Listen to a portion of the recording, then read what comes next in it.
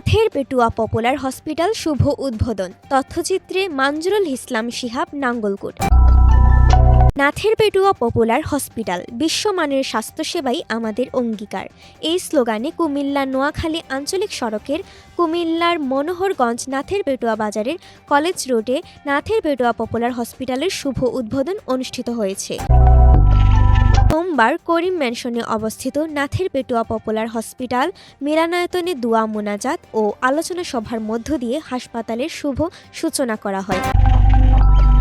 অনুষ্ঠানে মিলাদ পরিচালনা করেন নাথের পেটুয়া শামসুল উলুম মাদ্রাসা মুহতামিম মাওলানা নজরুল ইসলাম। মোনাজাত পরিচালনা করেন বিশিষ্ট আলেমদ্দিন মাওলানা আবু জাহের। উদ্বোধনী অনুষ্ঠানে স্বাগত বক্তব্য রাখেন Nather Petua popular hospital chairman Jahangir Alam.